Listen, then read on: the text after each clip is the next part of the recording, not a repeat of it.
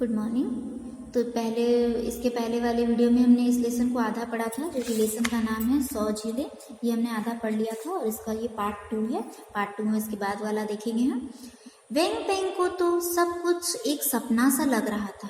उसे मछली की बात का तिल भर भी विश्वास नहीं हो रहा था। फिर भी उसने सरों का पेड़ ढूंढ निकालने और उसके जड़ में मोती निकालने का मन बना लिया। वास्तव में मछली की बात सच साबित हुई।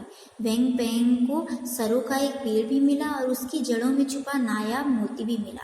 नायाब का मतलब जो कि अनोखा होता है, विचित्र होता है, उसको बोलते हैं हम नायाब। तो पहले तो उसे मछली की बातों पर विश्वास नहीं था, लेकिन जब उसने सोचा कि ठीक है, फिर भी मैं एक बार देखता हूँ खोज कर, सचमुच से सरों का पेड़ भी मिला, उसे वो नायाब मोती भी मिली। वो खुशी से झूम उठा। उसने उस अद्भुत सुंदर मोती को अपनी जेब में रख लिया। फिर वह घर की ओर चल पड़ा। उसी दिन से वेंग पेंग के जीवन में भारी परिवर्तन आया।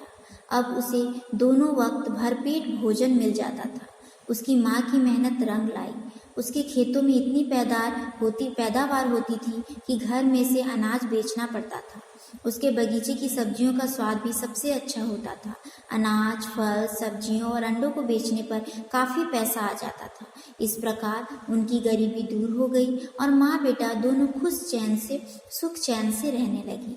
पर सब दिन एक समान नहीं होता। क्या हुआ उनके जीवन में?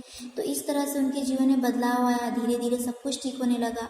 वो जो खेतों में काम करती थी, पैदावार अच्छे होने लगे। उन्होंने सब्जियों की खेती की, सब्जी भी बहुत अच्छे होने लगे। अब वो अपने लिए खाने को रख के अब वो उनको बेचने भी लगे।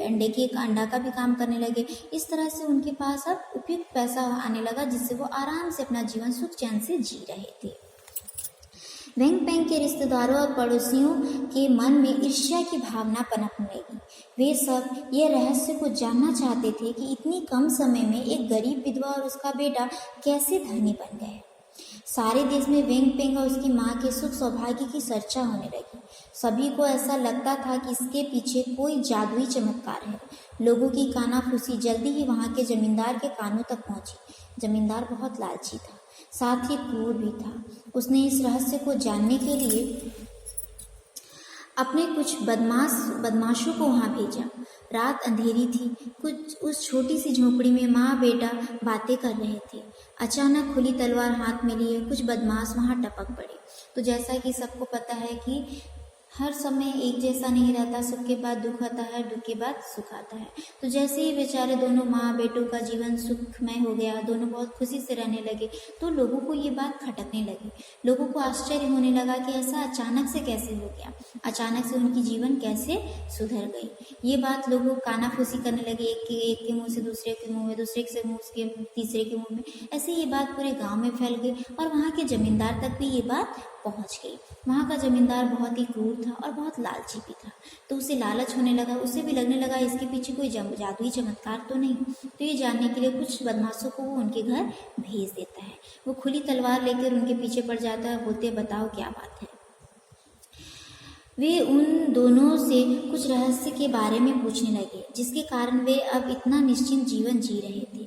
बेचारी माँ को तो इस मोती के बारे में कुछ नहीं जानती थी, पर वह अपने सुख सौभाग्य को ईश्वर की परम कृपा मानकर संतुष्ट थी। तो माँ को तो इसके बारे में कुछ नहीं पता था, क्योंकि उसने मना किया था किसी को बताने के लिए। बस बेटा ही इसके बारे में जानता था। वो उसे लगता था कि ईश्वर की ये परम कृपा है, जिसके कारण उनका जीवन बदल गया है। बेटे ने उसे कुछ बताया भी ना था। उसने जादुई बात से सरासर इनकार किया। बेटी ने भी अनजान बने रहने में ही अपनी भलाई समझी। इधर बदमाश ने अब उन्हें धमकाना शुरू किया कि वे अगर उस रहस्य को नहीं बताएंगे तो उन्हें जिंदगी से हाथ धोना पड़ेगा। लेकिन बदमाश उनके पीछे पड़ गए थे और बोल रहे थे अगर तुम इसके बारे में हमें नहीं बताओगे तो तुम्हें जिंदगी से हाथ धोना पड़ेगा। मतलब वो माँ बेटों को मार डालते। खुली तलवार दिखा दिखा कर वे उन्हें डराते धमकाते रहे। आखिर जब वे उन माँ बेटों से कुछ नहीं करवा पाए तो घर के सारे सामान की तलाशी लेने लगे। जब माँ बेटों ने कुछ भी जवाब नहीं दिया तो घर के सारे सामानों की तलाशी लेने लगे। बदमाश उनकी बेटियों को खोल खोल कर सारे कपड़े झाड़ झाड़ कर देखने लगे कि कहीं इनमें से गहने जवाहरात सोना वगैरह ना हो, पर उन्हें इनमें से कुछ भी ना मिला। वो हर चीज को देख करने लगे। उनकी जो भी पेटी में सामान रखा हुआ था, कपड़े रखते जो भी रखे थे, सबको खोल कर देखने लगे। कहीं सोने जवाहरात हीरे मोती कुछ मिले, लेकिन कहीं भी कुछ नहीं मिल रहा था। पर उन्हें उनमें से कुछ भी नहीं मिला। अब वे रजाई गद्दे उलट पुलट कर देखने लगे। वेंग पेंग को अब तक शांत था, घबराने लगा, क्योंकि उसने वह नायाब मोती अपने तकिए में छुपा कर रखा था। उसने दो एक बार इधर नजर डाली कि कहीं बदमाश तकिए फाड़कर मोती न निकाल ले। वहीं उसकी गलती थी और एक बदमाश ने उसकी नज़र का पीछा करते हुए उसके तकिए को उठा लिया। तो जैसे ही वो देखने लगे रजाई गद्दे वो उठा रहे हैं, उसे अब डर लगने लगा था, क्योंकि उसने अपनी मोती कहाँ छुपाई थी? तकिए में छुपा कर रखी थी। उसकी नज़र बार बार उस तकिए पर जा रही थी, लेकिन किसी एक बदमाश की नज़र भी किसके पे थी? वेंग पेंग पर थी। और वो समझ गया कि ये बार बार तकिए को देख रहा है, इसका मतलब तकिए में कुछ है। और एक बदमाश ने तुरंत तकिए को उठा लिया। फिर उसने तलवार की नोक से उसे फाड़ दिया। रुई इधर उधर उड़ने लगी और वह मोती जमीन पर गिर पड़ा। बदमाश कुछ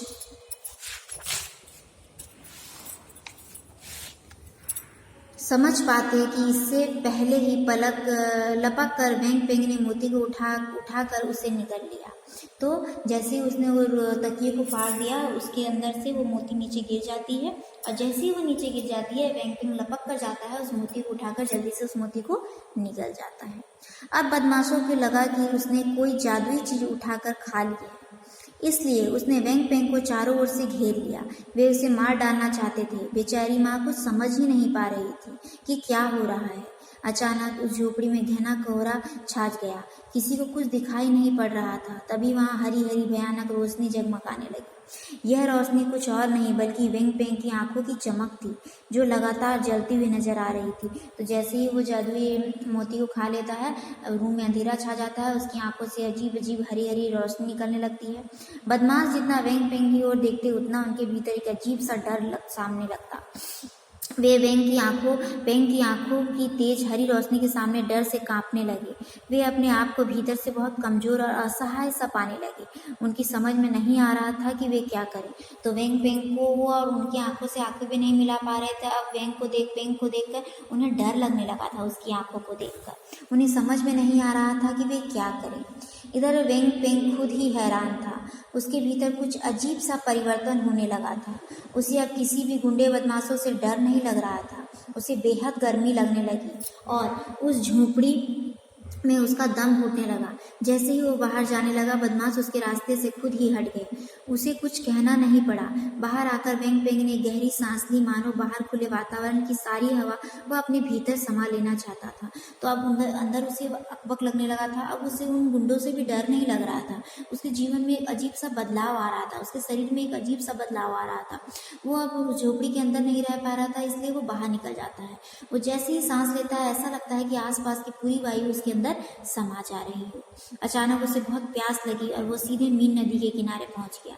वह चुल्लू भर भर कर पानी पीता रहा। उसकी प्यास बुझ नहीं रही थी। ऐसा लगने लगा कि मीन नदी का पानी लगातार कम होता जा रहा है। फिर वो पानी पीता रहा। पानी पीते पीते अचानक उसने अपनी परछाई नदी के पानी में देखी, तो वो डर के मारे चीख पड़ा। अब उसे बहुत प्यास लगने लगी थी। वो मीन नदी के पास जाकर पानी पीने लगता है। ऐसा लगता है कि धीरे धीरे मीन नदी का पानी कम होता जा रहा है, लेकिन फिर भी उसकी प्यास नहीं बुझ रही थी। वो पानी पीता ही जा रहा था। पानी पीते पीते अचानक वो अपनी परछाई देखता है पानी में, और वो देखकर डर जाता है। बहुत जोर से चीखने लगता है। वहाँ तो वेंग पेंग की जगह एक बहुत बड़ा ड्रैगन खड़ा था, जिसकी आंखें लाल पीली अंगारों जैसी जल रही थी। बड़ी भयानक थी वे आंखें। साथ ही उनकी गर्दन धीरे धीरे लंबी होती गई और उसके सिर के सारे बाल झड़ गए।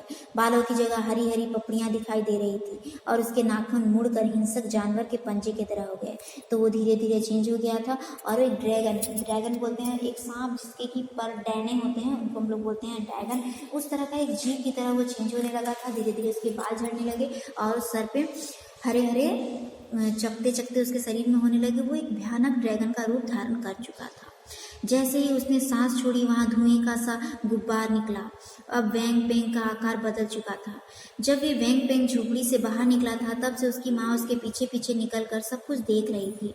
वह भी खुद हैरान थी। उसे तो कुछ समझ में नहीं आ रहा था, लेकिन अपनी आंखों के सामने अपने इकलौते बेटे को ड्रैगन में बदलते देख वो फूट फूट कर रोने लगी। लेकिन अचानक से जैसे ही वो झोपड़ी के बाहर निकला था, उसके पीछे पीछे उसकी माँ भी उसके पीछे पीछे दौड़ रही थी। दौड़ते दौड़ते जब वो अचानक हर कुछ उसकी माँ देख रही थी, अच्छा अपने इकलौते बेटे को ड्रैगन में बदलते हुए देखकर वो फूट फूट कर रोने लगी।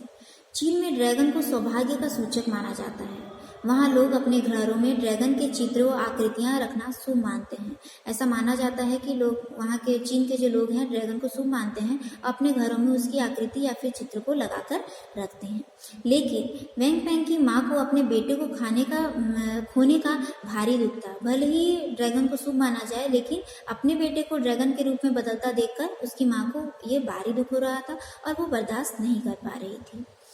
इधर वेंग पेंग मन से पूरी तरह से ड्रैगन नहीं बना था। उसका मन बार बार अपनी माँ के पास रहने के लिए मचल रहा था, लेकिन उसका आधा मन तो जो ड्रैगन बन चुका था आकाश में अपने ड्रैगन देश जाने के लिए व्याकुल हो रहा था।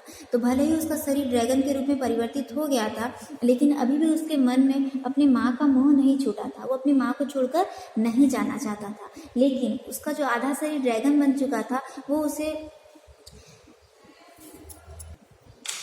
उसका जो शरीर जो था जो कि ड्रैगन बन चुका था वो उसे फोर्स कर रहा था कि वो उसे लेकर ड्रैगन देश को चला जाए जहाँ की और सारे ड्रैगन रहते थे।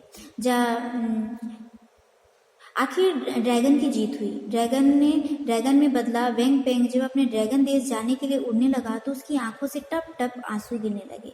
उसे अपनी माँ से अलग होने का भारी दुख था। वह अपने को रोक ना सका। तो आखिर ड्रैगन की जीत होती है और ड्रैगन उसे अपने देश ले जाने को जोर करता है और वो ड्रैगन देश की ओर जाने लगता है। लेकिन जाते समय भी उसे अपनी माँ से बिछड़ने का बहुत ही दुख था और उसकी आंखों से टप टप आंसू गिरने लगते हैं। आज भी वहाँ के लोगों का मानना है कि ड्रैगन बने वेंग पेंग के आंसू जहाँ जहाँ गिरे वहाँ वहाँ एक एक झील बनती गई। तो जैसा कि चैप्टर का नाम ही दिया गया है 100 झील, वहाँ जो 100 झीलें बनी थी, जहाँ जहाँ उसके आंसू की एक एक बूंद गिरी थी वहाँ पर एक एक झील बनती गई थी। चूंकि ड्रैगन के आंसू एक बच्चे के आंसू से कहीं बहुत अधिक बड़े थे, इसलिए धरती पर गिरकर वे सूखे नहीं। मीन नदी के आसपास की ऐसी सैकड़ों झीलें आज भी वेंग पेंग की अपनी माँ से बिछड़ने की दुख भरी गाथा की प्रतीक बनी हुई है।